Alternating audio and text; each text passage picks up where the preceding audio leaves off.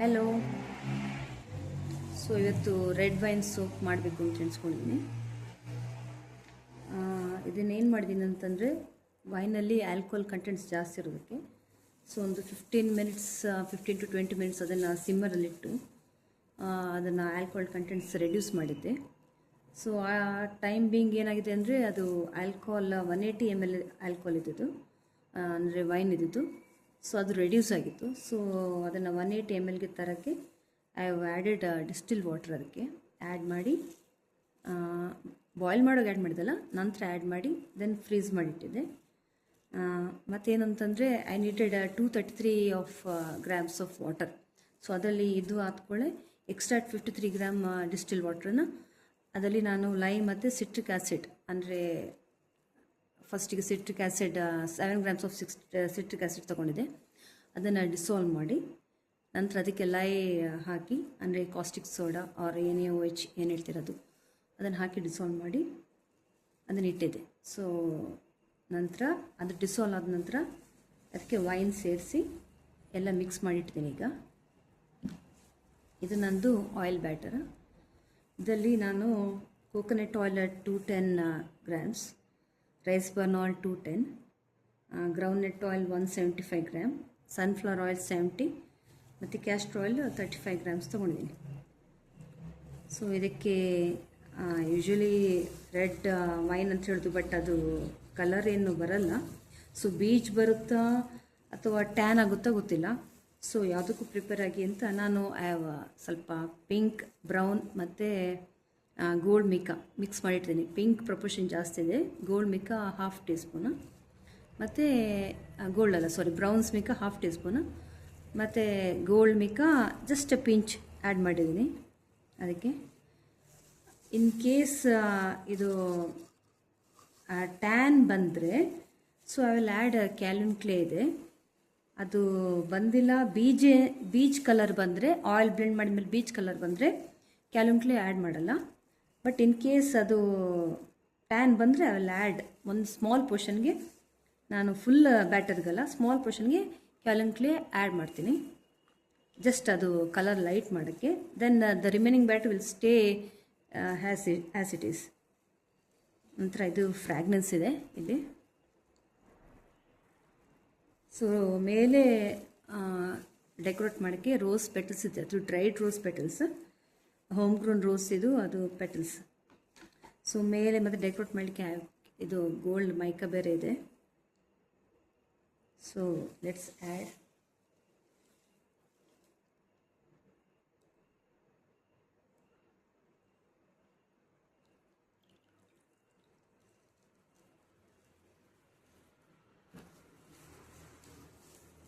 ವೈನಲ್ಲಿ sugar contents ಇರೋದ್ರಿಂದ ಟೇಸ್ ಬೇಗ ಬರ್ಬೋದು. ಬ್ಲೆಂಡ್ ಮಾಡ್ತಾ ಇದ್ದೀನಿ ಈಗ.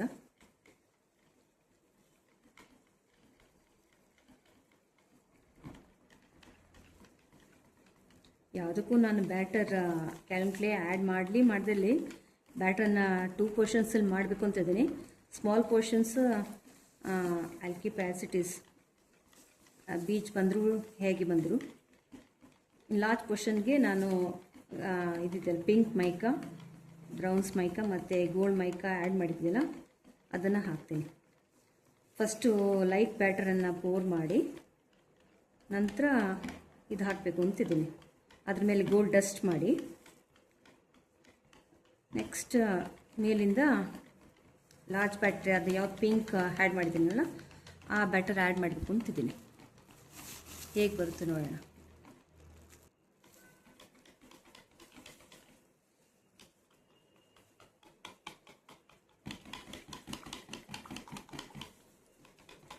ಆಯಿಲ್ ಎಲ್ಲ ಒಟ್ಟಿಗೆ ಬ್ಲೆಂಡಾಗಿ ಇನ್ಕಾರ್ಪೊರೇಟ್ ಆದರೆ ಸಾಕು. ಸೊ ಲೈಟಾಗಿ ಟ್ರೇಸ್ ಬಂದರೆ ಸಾಕು.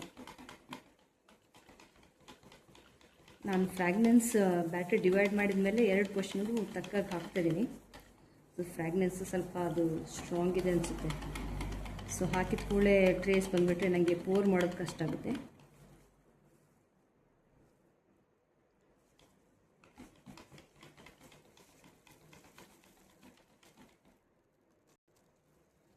ಬ್ಯಾಟರ್ ಡಿವೈಡ್ ಮಾಡ್ತೀನಿ ಈಗ.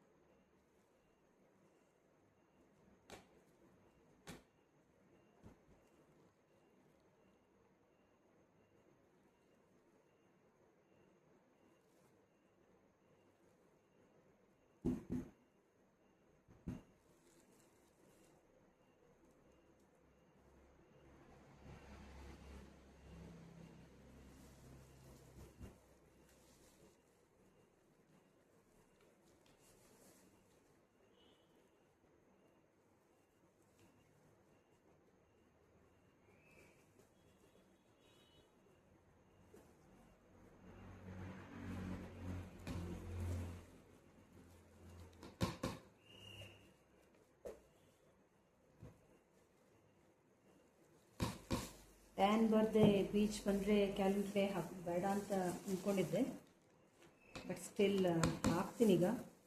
ಏಕೆಂತಂದರೆ ತುಂಬ ಕಲರ್ ಸ್ವಲ್ಪ ಇದಿದೆ, ಅದಕ್ಕೆ ಅಟ್ಲೀಸ್ಟ್ ಲೈಟ್ ಆಗುತ್ತಾ ನೋಡೋಣ ಅಂತ.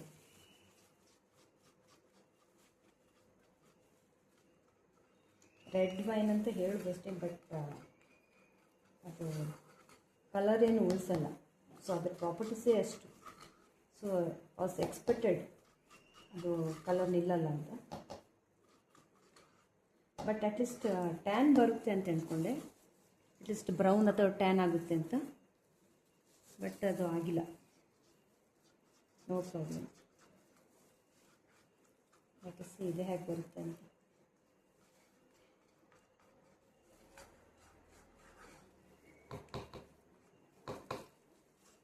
ನಾನು ಎರಡನ್ನೂ ಆಯಿಲಲ್ಲಿ ಡಿಸ್ಪೋಸ್ ಮಾಡಿ ಇಟ್ಕೊಂಡಿದ್ದೆ.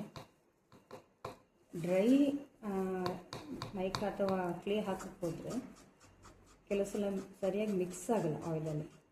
ಸೊ ಪ್ರಾಪರ್ಟೀಸ್ ಎಲ್ಲ ಹಾಗಾಗಿ ಉಳ್ಕೊಂಡಿರೋದ್ರದ್ದು ಸೋಪ್ ಸ್ಯಾಪನಿಫಿಕೇಷನ್ ಆಗುವಾಗ ಬ್ರೇಕ್ ಆಗುತ್ತೆ. ಸೊ ಯಾವಾಗಲೂ ಮೈಕ ಅಥವಾ ಕ್ಲೇ ಯೂಸ್ ಮಾಡೋದಾದರೆ better to disperse in the oil or ಏನು ಹೇಳ್ತಾರೆ distilled water beforehand.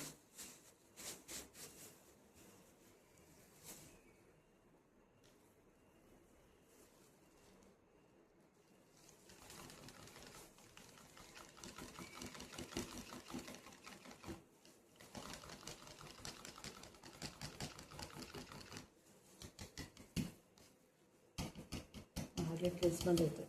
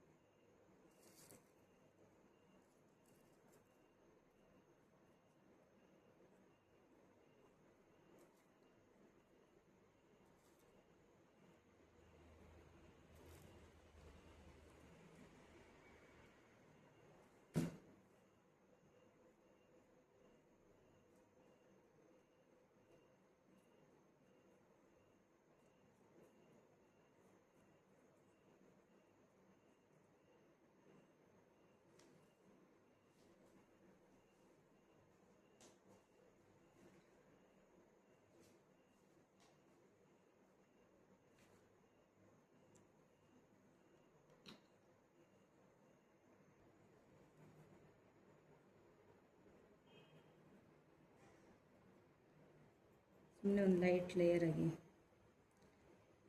Gold dust ಮಾಡಿದ್ದೀನಿ. So this is the final look.